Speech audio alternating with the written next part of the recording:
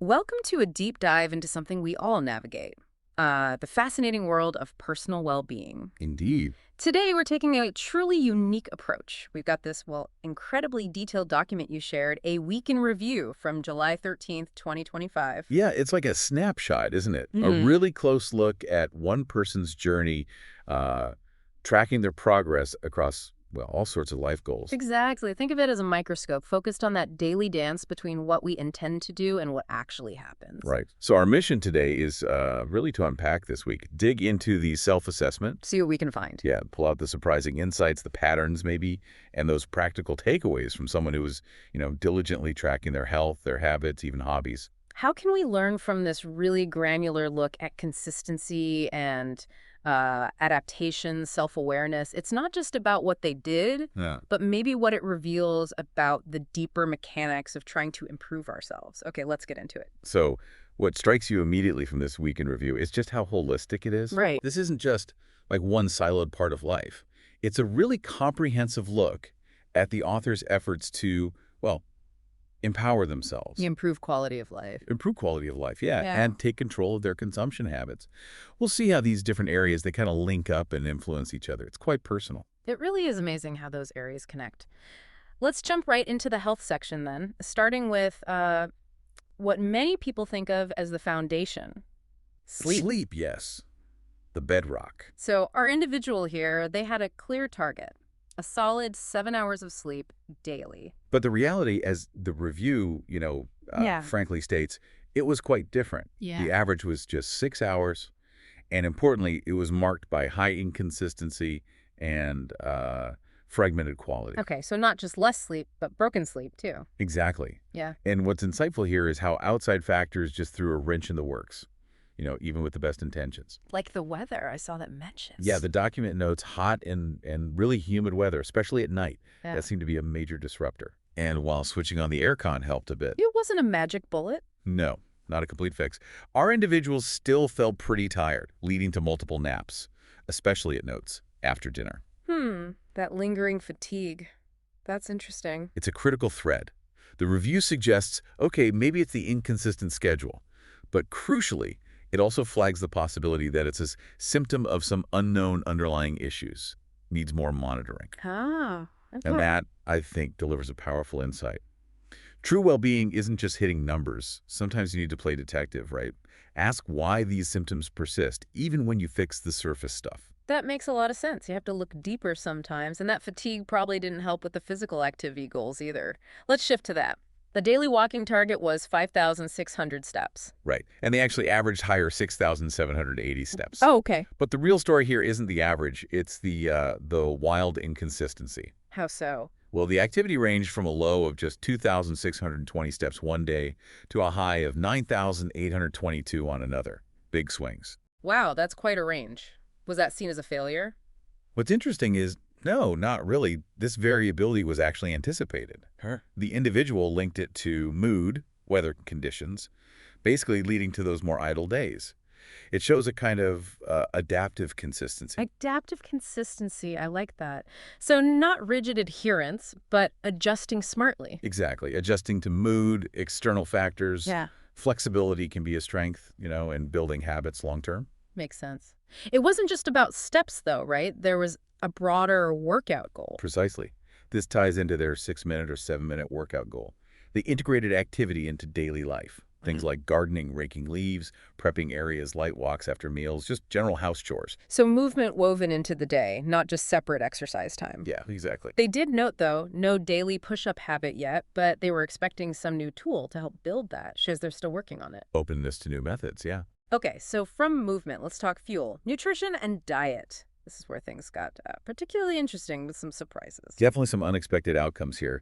The individual was slowly shifting away from a 16.8 intermittent fasting approach. Right, the 16 hours fasting, 8 hours eating window. Yeah, moving towards more regular meals. But what's really fascinating is the weight stability. Despite the change in eating patterns. Yeah, remarkable stability.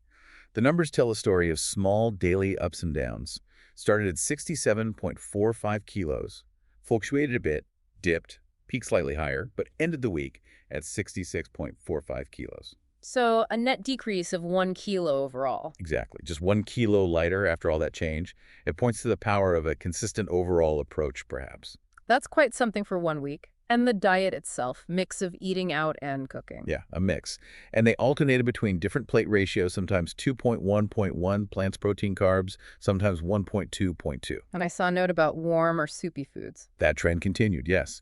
And surprisingly, even though they ate more sweetened foods during the week, well, no, the weight stayed stable, and no noticeable inflammation issues were reported. Huh. Okay. It suggests maybe it's the overall pattern, the cumulative effect of mostly mindful choices that matters more than, single indulgences. The healthy framework seems resilient. That's a good takeaway. And there was a simple well-being hack mentioned too. Ah, yes. Starting the morning with warm water and ginger powder. The note says it seemed like improving the overall well-being. Sometimes it's those small, simple things, isn't it? It really is. Those little intentional acts can add up. Okay, so beyond the physical body, this review gets into mind, skills, creative stuff. Let's start with meditation. Right. They kept up a consistent practice. Sitting meditation, usually just a minute, and walking meditation, maybe 1 to 5 minutes. And they really wove that into the day, too, didn't they? Totally. Integrated the walking meditation into daily activities, walks after meals, raking leaves, gardening, chores. Like finding mindful moments anywhere. Yeah. And they consistently practice mentally noting thoughts, emotions, feelings, described it as stoic as usual, nothing particular. So consistent, brief practice having an effect. Seems so. Then, moving to cooking. The goal here was clear. Take control of consumption, learn new skills. What kind of skills? The review highlights learning to prep vegetables fast and effective manner, mostly through making regular miso soup with veggies, prawn, tofu, sometimes beans with noodles. Practical stuff. Very practical. Also learning different egg recipes, mostly hard-boiled, 1 or 2 a day. Just building that everyday cooking repertoire. Which ties right back to that control of consumption goal. Directly. Then there's decluttering. Embracing minimalism. Yes, the one-item rule. That struck me too. Clearing one small item daily, any area, on the way to the kitchen, especially the garage. It seems so small.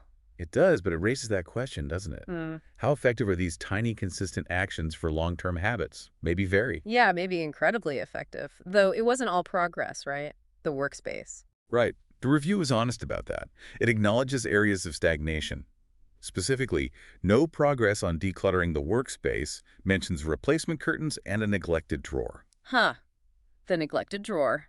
We've all got one of those, I suspect. A symbol of good intentions, maybe? Probably. Okay, reading. The goal. 5 to 10 minutes daily, browsing various books. And they did that. Yeah, skimming fiction, gardening books, shows varied interests. But there was a specific goal missed here, too. Yes. No progress on reading a particular health book. Chap or Chip.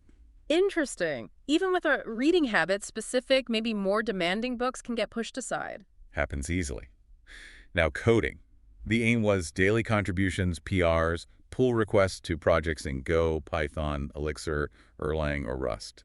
GPR for short. Daily contributions, that's ambitious. It is.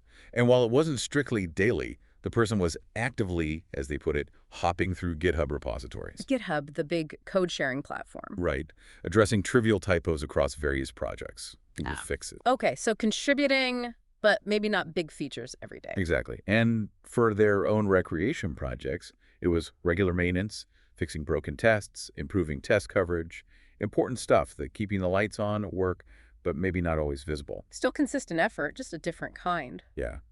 Then, writing. Goal. Hmm. Publish 2 posts a day, reread old ones. Content was regular topics, numerous indulgences. Okay, consistent output there. But again, a specific goal unmet. No progress blogging about interesting PRs or libraries from those GPR projects. Seems like those specific, maybe larger effort projects across reading, coding, writing, they were the ones getting missed. That's a pattern, isn't it? Easily. Finally, hobbies. Fish keeping. Consistent lack of progress, both on a specific rack and finding species for outdoor ponds. Okay, clear stagnation there. Yep. Contrast that sharply with gardening. Active progress, monitoring seedlings, transplanting them, preparing more trays. So the energy was definitely flowing into gardening this week. Clearly. And photography. Similar to fish keeping, no progress finding the best macro lens for their phone.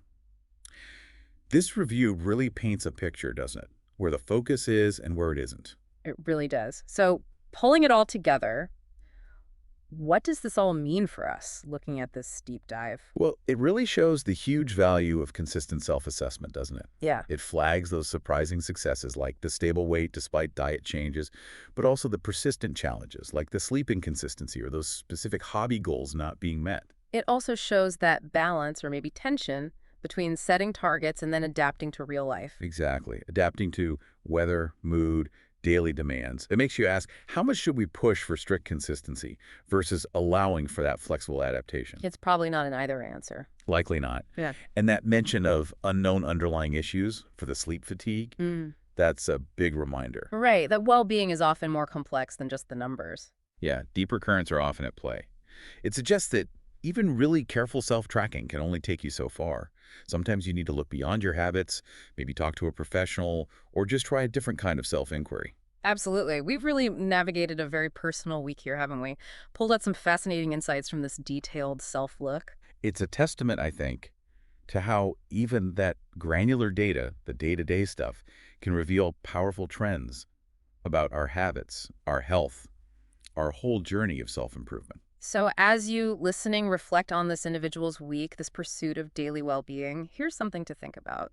How might regularly documenting your own daily efforts and observations, even the small things, the seemingly insignificant ones, how might that reveal patterns and insights about your life that maybe you've never noticed before?